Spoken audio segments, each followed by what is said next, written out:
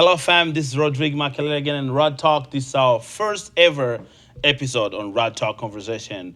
And our guest is a special guest one from Harrisonburg, Virginia, all the way from the Democratic Republic of Congo with a lot of experience, a lot of activities in the community. So I'm looking forward to diving into this journey with him today. And again, we're going to welcome him on the studio. Welcome, sir. How are you doing today? How are things going? I'm doing very fine. I'm Good. excited for this invite, and I hope that we're going to dive in and then get into meeting your goals and some of your vision for the Road Talk.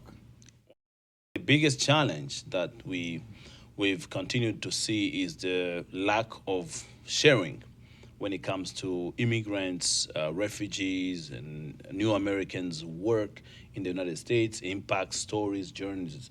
There's not much, highlight on those stories, and that's why we want on Road Talk to cover those.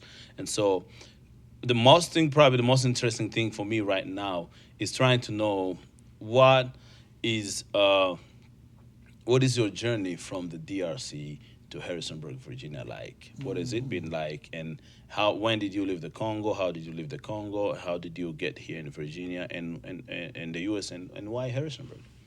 Uh, Really interesting question. I just would start by introducing myself. Yeah. Well, just first starting with my name, Fernando Ziata. So most people call me Yeah. Pastor Fernando, and some other people call me Fernando. And either way, Hmm. originally from the Democratic Republic of Congo. As you know, Congo is in the central part of Africa. Hmm. And so we didn't have so many of the people from Congo coming to this country before. All right. And the most people that we had received in this country came in the 70s or Hmm. 60s because they were sponsored by the government of the country. Hmm. They were coming here for education. 2004 or 2001, I think, that's when we start seeing the new waves of immigrants moving to the United States. All right.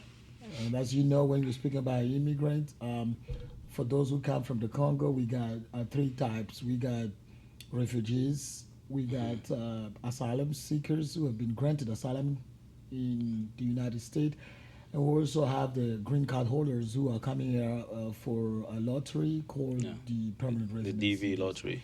Yeah, I think lately you have noticed that we're having a big waves of people coming down in the city, mostly due to the security condition of the country. All right.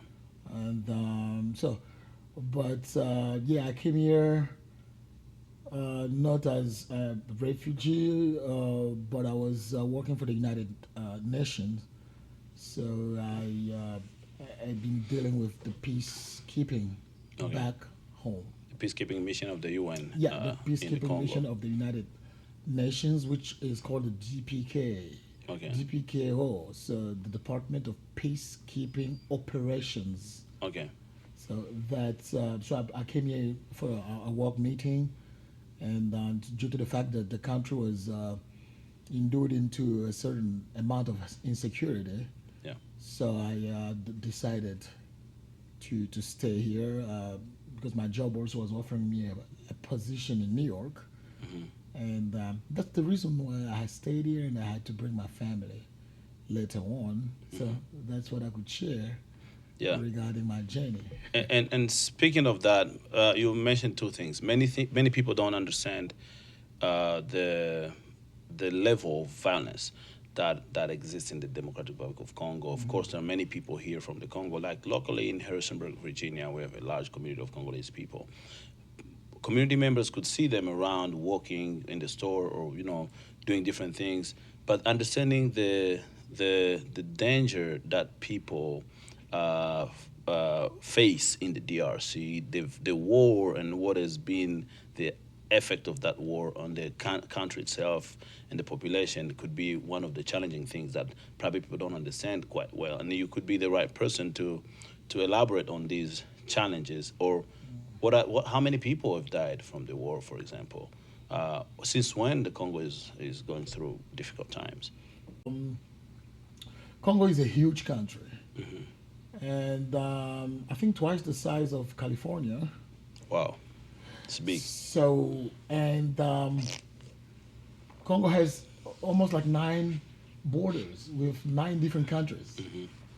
So from each borders, you got people from the 2 countries who are pretty much brothers, siblings, and then one live in one country and the other live in the other country. So it's a very complex situation. That means if something affects one part of the Congo, the 9 borders will also be in the turmoil. Um, so we had this war starting, and that was around the 1994s. There was a wave of immigrants who were moving, or refugees fleeing conflict from Rwanda and going to the Congo for a rescue, or for a safe haven.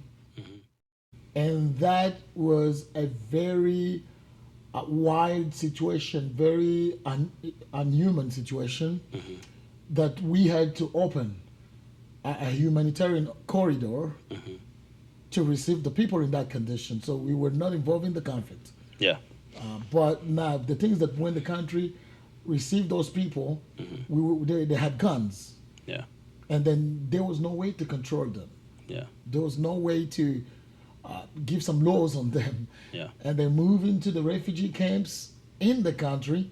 They had guns more powerful than the authorities Yeah.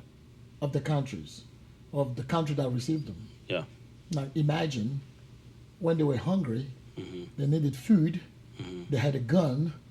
That's the only way that they could use to go get food Yeah. to feed their people. So somebody with guns, somebody who cannot be controlled or tamed, is dangerous. Yeah. And then that violence was not only on guns, but they began to use rape as a weapon of war to force the population to leave their lands, because these refugees needed a place to stay. Yeah. They needed food. And then when that rape became a weapon of war, that was dangerous. So piggybacking on what you said, would you say there was a request for evacuation, or a corridor, to open a corridor for refugees fleeing the genocide in Rwanda in 94, but there was not enough preparation as to where these refugees are going, how they're going to be sustained long term, and that would be probably one of the reasons why things got out of control quickly, and which probably explains the different successions of conflict and war in the Eastern Congo. You know, when 2 countries are involved into a conflict, it takes the international community to get involved too. And then you couldn't leave those millions of people living in their country with their government, taking all of the administration into another country without any supervision. Yeah, so speaking of that, how many people, I hear a lot of statistics when it comes to Congo War, the 10 million, 12 million, 8 million, 5 million, 6 million. Do we have a specific statistic that you can think of the people that have fled the country, that have died from the conflict?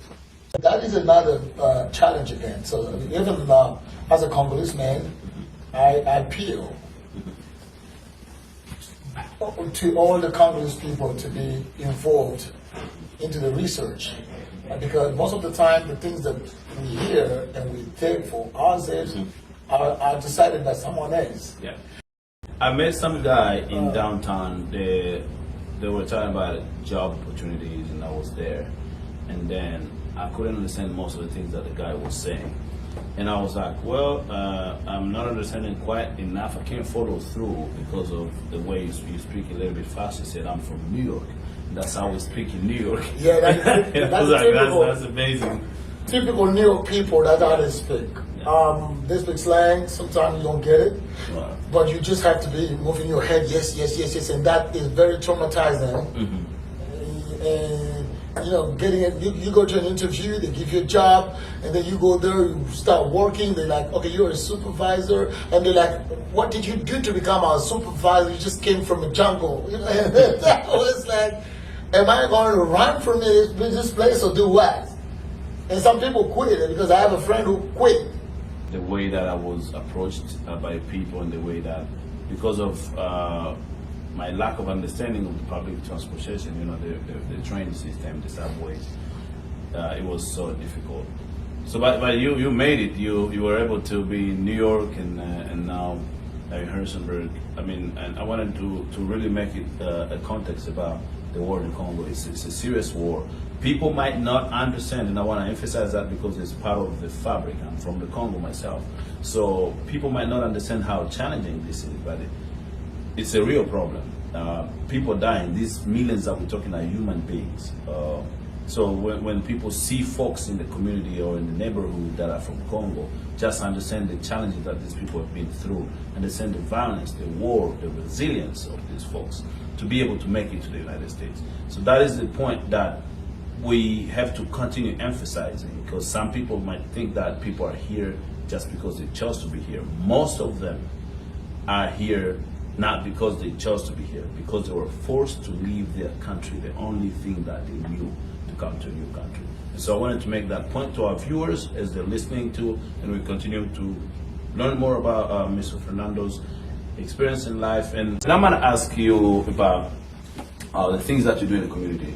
So how are you participating in the community, in the community activities, and what are you doing? What are you up to here?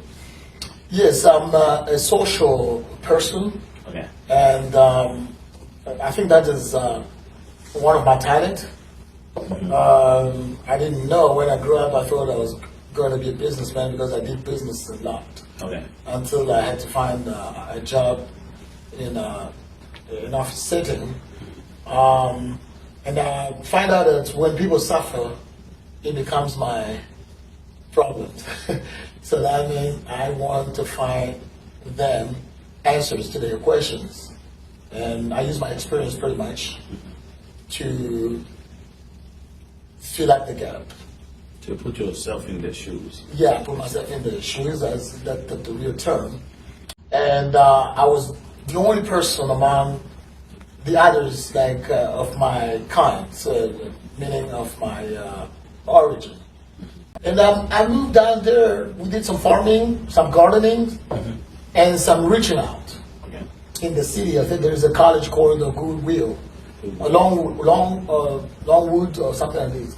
College. In New York? No, right in Farmville, Virginia. Farmville, Virginia, okay. Yeah, I was in a county called Charlotte Courthouse. Okay. Charlotte Courthouse. Oh. It was very close to Farmville, and in Farmville is home to Longwood University. Okay.